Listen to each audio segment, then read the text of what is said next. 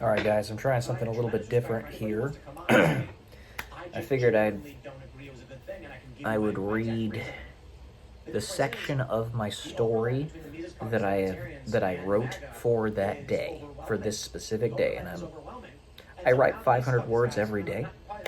So I figured, hey, why not read to you guys the ultra rough draft of raw form of the manuscript that I've got, just for fun. So, here we go.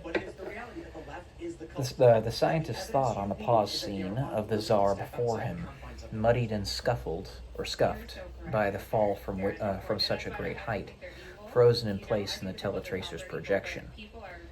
I remember what Jessica said when she had gone to Enoch Gilgamesh all those years ago. I remember.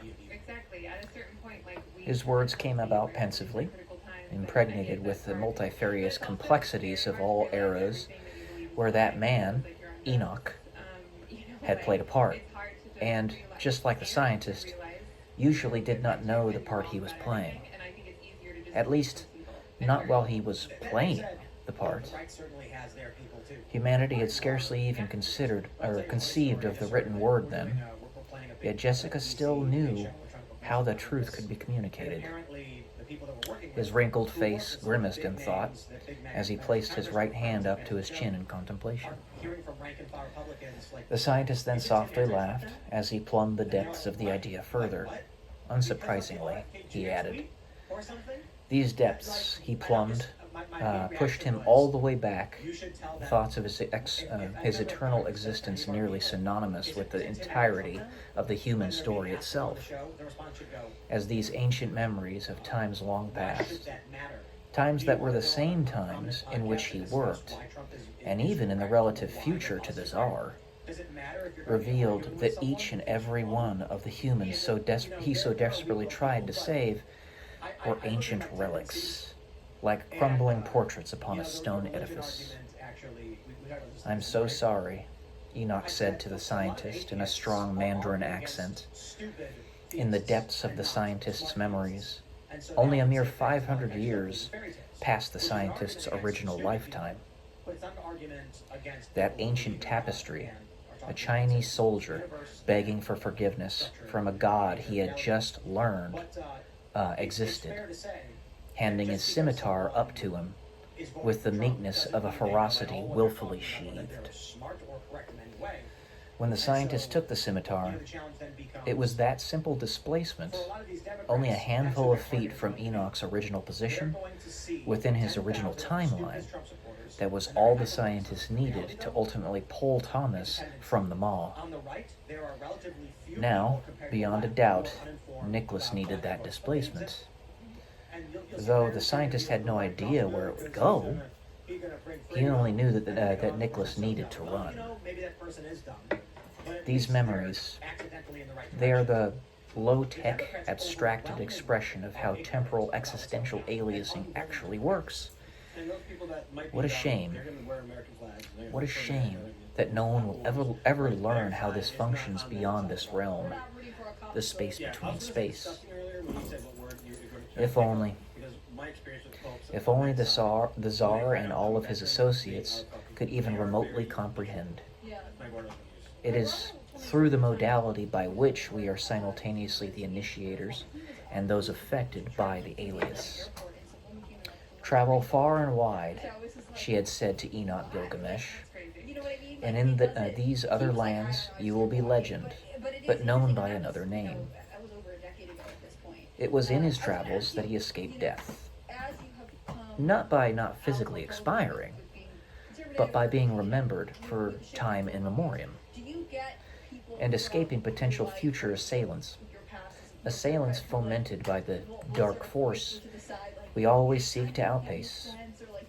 As every man dies two deaths, when they physically expire, and when their name is uttered for the very last time. But Enoch had multiple names, in multiple places, and in multiple times, as do I. Just as well, he also was translated into the next realm, defeating expiration, just like Elijah, Moses, and Jesus, Thomas. After the dialogue, the scientist had with himself. Pardon me, let me re-say that. After the dialogue the scientist had with himself, he then sighed as thoughts continued to rummage through his mind. So, Nicholas, what shall we do with you? What shall we do with you? He needs to run, as far away as he can, just as Enoch Gilgamesh once did. The thought came through the scientist's mind again, simultaneously his own and not his own. I guess that's the obvious answer, isn't it? He whispered back to himself, looking down in thought. Maybe not as far away as he can, though. And as the scientist said this last sentence, he looked up at the faint full moon in the bright sunny sky of the scene, smiling at the dramatic irony of which he was aware, but the Tsar was not. The reader was aware as well. You guys. As the Tsar lurched toward the mourning dove, just above, he heard the remainder of Fyodor's posse burst through the doors of his chamber, hollering at one another as they tried to figure out where the Tsar had gone.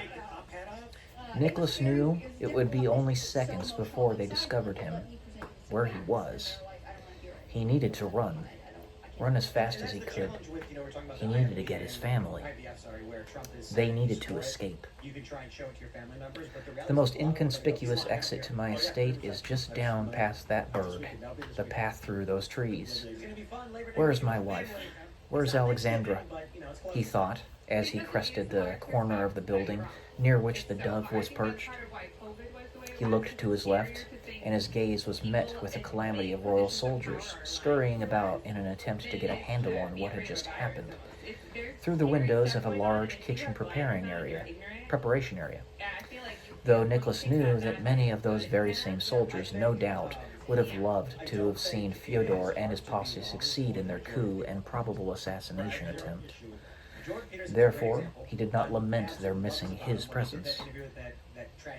Revealed through the far left window was the Tsarina, backed up against a counter in surprise and irrefutable terror at the situation, as she looked left and right in search of their children. Most of our lives are boring, not highlight reels, Dmitri said as he watched the scene from his teletracer.